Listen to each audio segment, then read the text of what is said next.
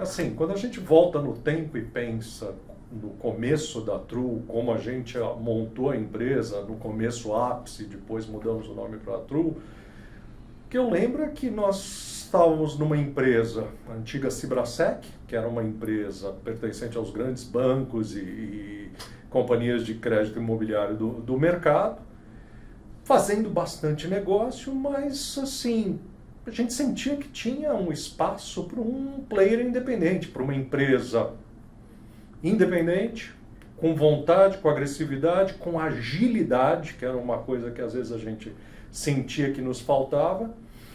E nós tínhamos, eu acho que as capacidades para isso, entre conhecimento técnico, network para originar operações, conhecimento de análise de operações, estruturação e de risco, quer dizer, a gente tinha todos os requisitos.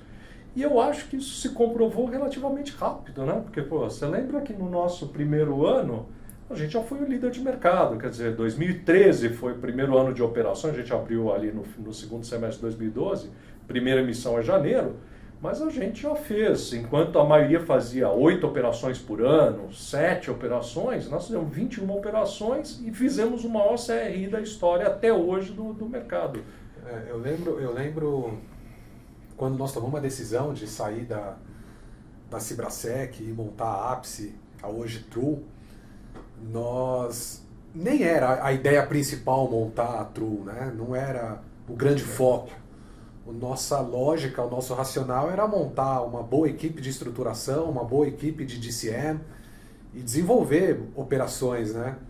Só que o Fernando, com todo o histórico que já tinha de mercado, as instituições financeiras, eu com todo o relacionamento das gestoras, a Beth na época, que foi muito importante, a gente foi quase que aclamado, né, por montar uma securitizadora. Eu lembro de sentar com alguns investidores em almoço e como assim vocês não vão fazer uma securitizadora? Vocês têm todo o know-how, por que não?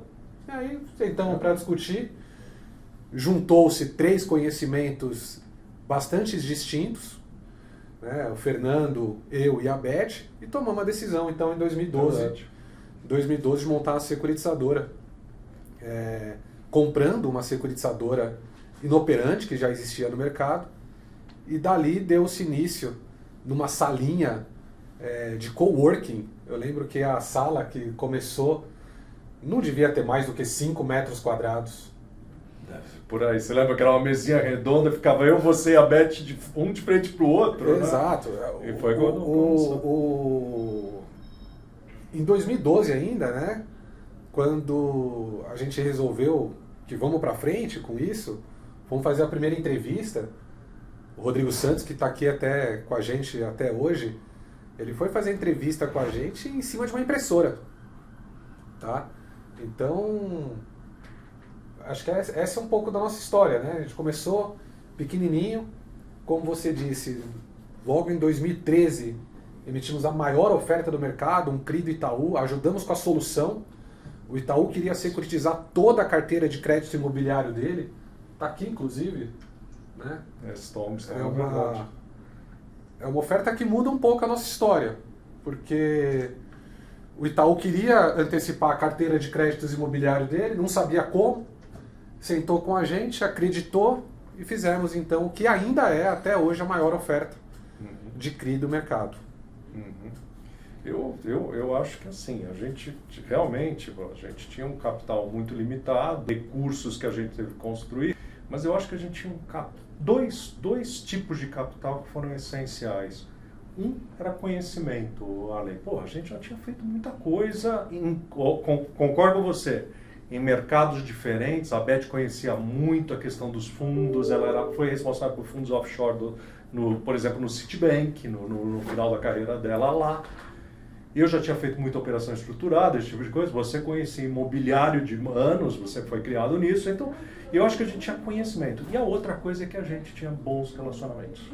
Então, a gente fala assim, os grandes bancos, apesar da gente ter saído da Cibrasec, os relacionamentos com esses bancos continuaram. Então, eu tenho uma satisfação de dizer que eu acho que a gente fez direito e a gente fez de uma maneira correta o papel da gente ao longo dos anos, né? E isso se pagou na hora de montar a nossa empresa, montar o nosso negócio, né? Outra coisa que eu acho que a gente fez muito bem foi assim, a gente, no começo, você lembra da gente conversando assim, quem nós vamos contratar? A gente só trouxe gente com experiência, a gente trouxe gente que estava numa fase de carreira que tinha potencial para crescer, tanto que os 4 principais contratações ao longo dos anos que a gente fez são nossos sócios hoje, e estão conosco há muitos anos, tá? E gente que já tinha conhecimento, que foi ajudando a gente a organizar a casa, porque assim, a gente não queria uma securitizadora, aqui eu vou brincar, meia boca. A gente queria uma empresa com governança, a gente queria uma empresa com bons controles, a gente queria uma empresa que se tornasse sólida de reputação e aonde as pessoas quisessem fazer negócio recorrentemente. E isso é o bonito. Se você olha os tombstones da gente nas diversas salas que a gente tem aqui, você vai ver, tem vários com o mesmo player, muitas vezes, que trouxeram novas operações, trouxeram mais negócios, às vezes fizeram operações seriadas. Então, assim, mostra que a gente conseguiu entregar e criar relacionamentos e credibilidade no mercado, né? Eu acho que se a gente tivesse que elencar alguns acertos, o principal dele foi a contratação das pessoas certas, né? Verdade. Então, estamos completando 10 anos esse ano e temos alguns funcionários chegando a 10 anos aqui, né? Que temos uma baixíssima rotatividade, então esse foi sem dúvida um acerto. O outro acerto muito relevante foi, desde o começo a gente decidiu ser diferente, né? Então, enquanto o mercado trabalhava nas operações corporativas, nós entramos de cabeça no crédito pulverizado, com essa operação do Itaú que já tinha centenas de milhares de contratos. E para fazer crédito pulverizado não é fácil. Reconhecendo isso, já começamos a investir em sistema há 10 anos atrás. Verdade. E não é absurdo dizer que hoje eu acredito que a gente tem um dos melhores sistemas de controle e governança desse mercado, né? A gente tem um site que dá total transparência, todas as informações, calcula PU de papel, o investidor pode entrar e ter acesso exclusivo aos seus papéis, agenda de eventos, não tem o atraso em pagamentos porque todas as obrigações da empresa estão dentro do sistema. Foram anos e anos de investimento em sistema que foi uma aposta que a gente fez e hoje a gente se colhendo paga, esses né? frutos. Eu diria para você que assim, a questão da organização, do crescimento orgânico, controlado e planejado foi fundamental para a gente. Eu lembro, por exemplo, assim, CRA. A gente esperou uns 3 anos, porque a nossa excelência, a nossa origem do imobiliário, para estruturar a empresa, para organizar operações, para organizar governança, para estar preparados para emitir CRA. E o mercado cobrava, gente, você lembra disso? Sim, eu lembro. Lembro assim do nosso sócio hoje, o Max, na época ele estava em outra instituição, vinha aqui perguntar se a gente não faria CRA. E na época a gente falou, nós não estamos prontos ainda. Quer dizer, a gente fez as coisas sempre de uma maneira muito compassada, planejada. São 2 coisas que eu gosto de falar que é um pouco da nossa forma de administrar a empresa, né? Vamos fazer a securitização de CRI porque todos aqui conhecem o mercado imobiliário. Vamos embora. Vamos fazer CRA? Todo mundo está fazendo? Não, não vamos fazer CRA. Nós ficamos 1 ano de sabatina participando de fóruns, participando de conhecimento, aprendendo sobre o mundo do agronegócio, para depois entrar nas operações corporativas do agronegócio e depois entrar nas operações pulverizadas do agronegócio. Então, acho que essa calma de entrar no mercado depois que já tem o conhecimento foi uma coisa muito importante para o nosso sucesso. E outra coisa, Fernando, muito importante, acho que conceitual, que nós nunca nos posicionamos como...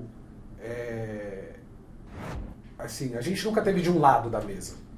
O nosso papel sempre foi muito claro que nós somos um desintermediador do mercado financeiro. Então é muito comum sentar na mesa um investidor e sentar na mesa um tomador do recurso e cada um ter seus interesses.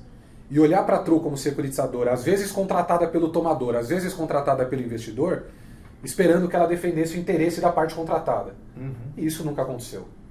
Eu acho que a história de estruturação nossa e gestão ao longo dos anos, e cada operação pode levar 10, 20, 30 anos, é montar a melhor estrutura, é montar a melhor operação. E isso pode ir contra os interesses do investidor ou contra os interesses do tomador, mas é de interesse da operação. E essa posição forte de desintermediador e de ser uma empresa sem vínculo, né? Os sócios estão aqui no dia a dia trabalhando. Acho que trouxe também a credibilidade que faltava no mercado e ajudou a fazer a gente chegar onde nós chegamos hoje. Acho que concordo com você.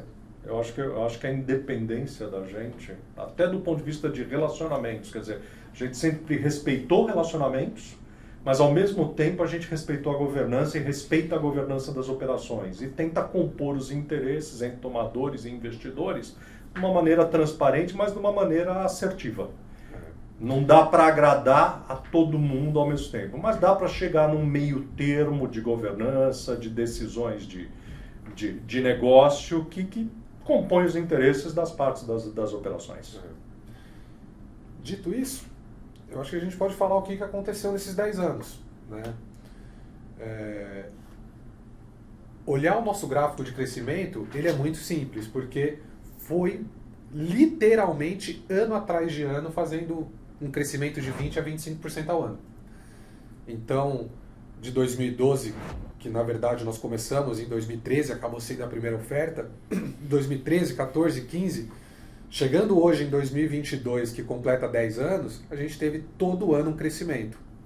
Conseguimos, nos primeiros 8 anos de atividade, ser líder do mercado de CRE por 5 anos, não consecutivos, mas foi 5 de 8, né, o que foi uma vitória para a gente.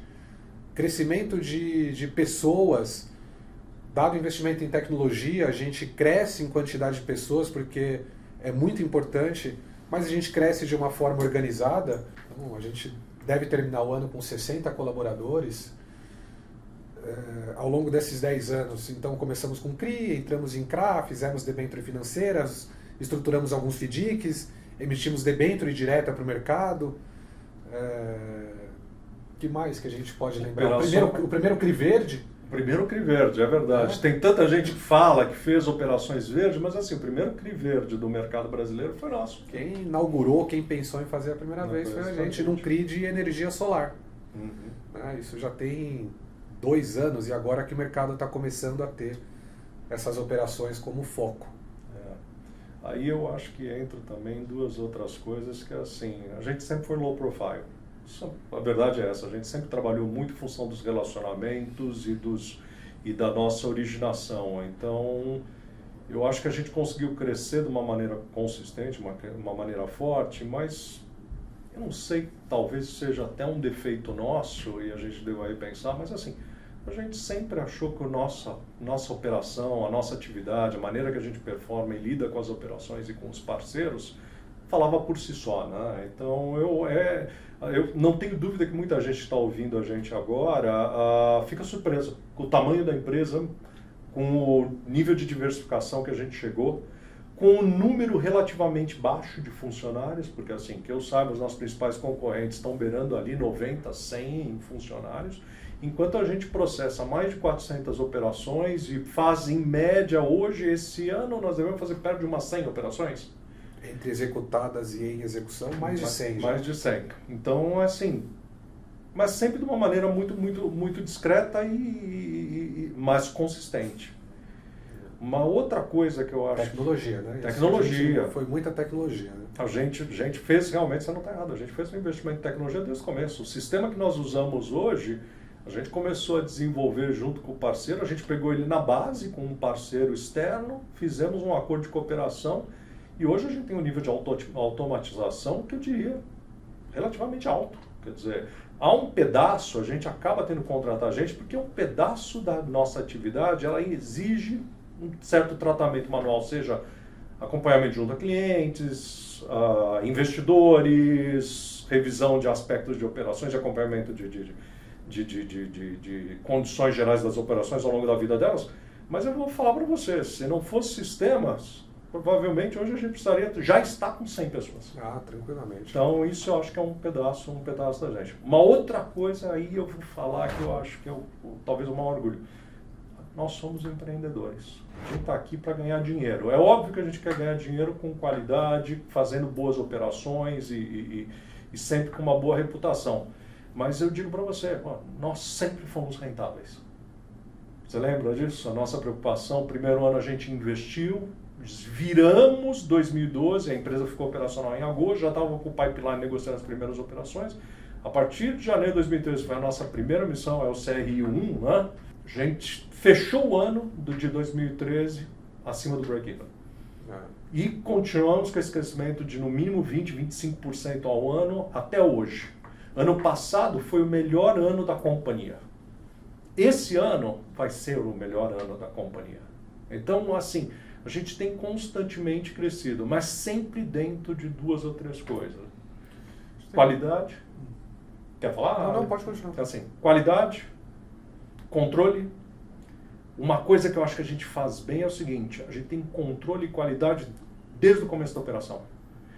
Nós executamos operações, eu acho que isso tem muito a ver com a recorrência que a gente tem de parceiros que nos trazem negócios, com muito cuidado. Então, assim, eu emito uma operação, dificilmente eu tenho que ficar revisando estrutura, fazendo aditivos de contrato ou revendo todo o processo de cara. Óbvio que há renegociações, óbvio que há mudanças ao longo da vida das operações, porque elas são dinâmicas, mas é aquele negócio, a gente tem um índice baixo de problemas com a estruturação original. Por quê? Porque eu acho que a gente é bastante criterioso. Isso é uma coisa que eu tenho bastante orgulho. Eu acho que você esqueceu uma coisa. Reserva de conhecimento. Dentro desse mercado de securitização, não é muito antigo, é de 97, então não tem gente tão velha assim, mas nós somos provavelmente uma das pessoas mais antigas desse mercado e aqui dentro tem muita gente antiga com muito conhecimento.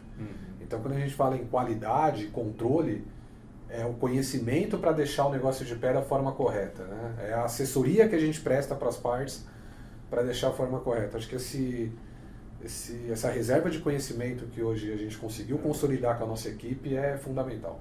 É verdade.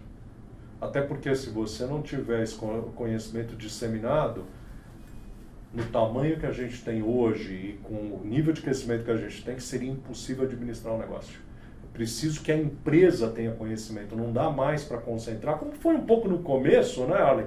Era muito concentrado na gente. Eu lembro que era eu, você e a Beth, a gente corria atrás, se dividia, acompanhava a operação, mexia, lidava com estrutura, com problemas que às vezes apareciam e tudo. Hoje a gente tem um time que monta, que faz isso. Na verdade, a gente sócio em cada área. Em cada área. É isso daí. Eu acho que isso é uma grande verdade. A gente, acho que nessa história também tem outros 2 movimentos muito importantes da gente lembrar aqui. 3 movimentos eu vou lembrar aqui.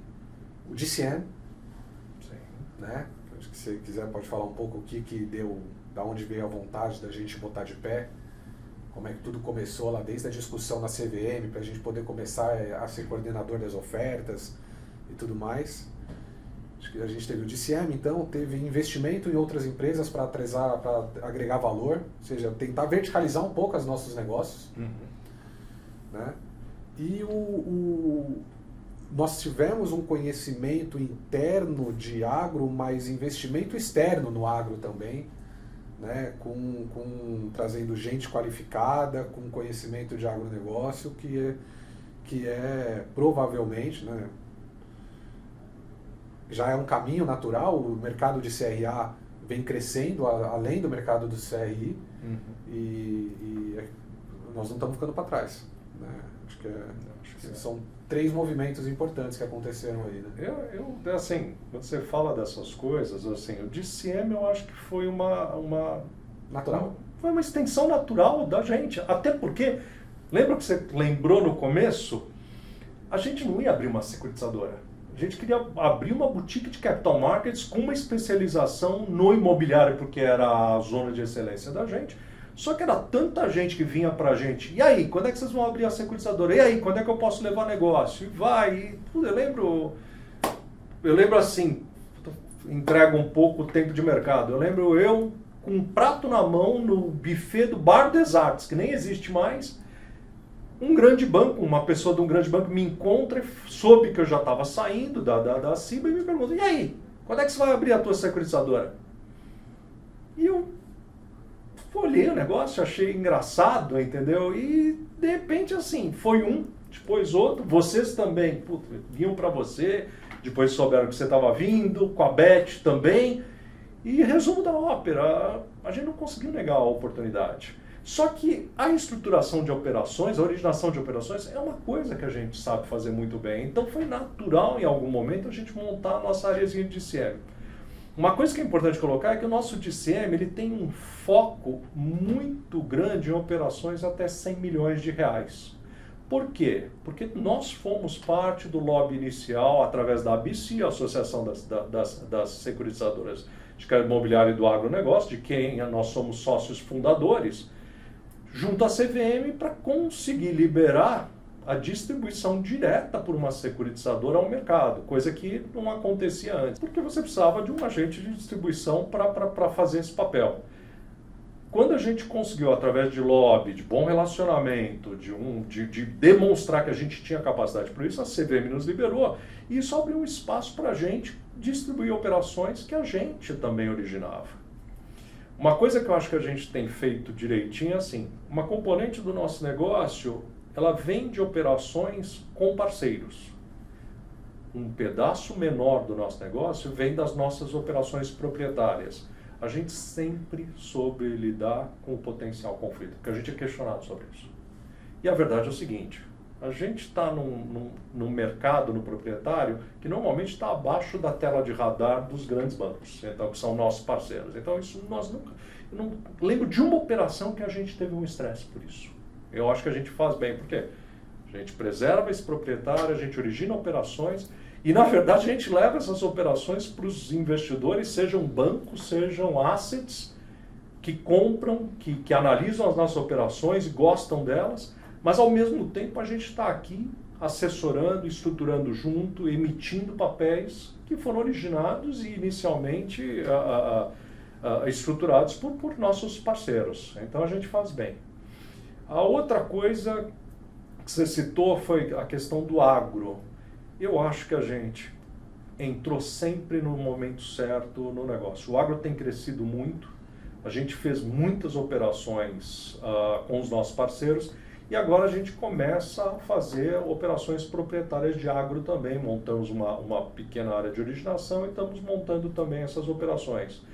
É o momento certo. De novo, eu acho que a gente está replicando um pouquinho da estratégia original. Trouxemos gente com bastante experiência, então nós não estamos aprendendo fazendo as operações. Óbvio que existe um aprendizado contínuo à medida que você faz tantas operações, mas não é que somos noviços nesse tipo de negócio. E a gente agora está tratando isso como um negócio também de potencial de crescimento, até porque, como você falou, o mercado de agro está crescendo em taxas muito mais altas do que o mercado imobiliário no momento. Né? Acho que falar da pandemia é importante porque testou os nossos processos, testou o nosso sistema, testou a nossa rotina e testou as pessoas. Verdade. Testou o clima na empresa, testou a harmonia, testou o grupo, testou muita coisa. Né? Sem falar que testou a saúde de muita gente, mas testou muita coisa. E foi um período em que ficou... Primeiro que ficou evidente que os investimentos em tecnologia funcionou, porque os controles se demonstraram que funcionam muito bem.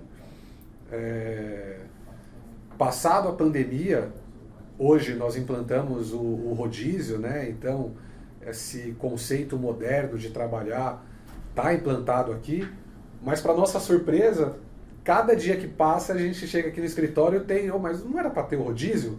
E aí tem mais gente aqui, tem mais gente aqui. Que eu acho que isso é a questão de uma vitória, que é o clima.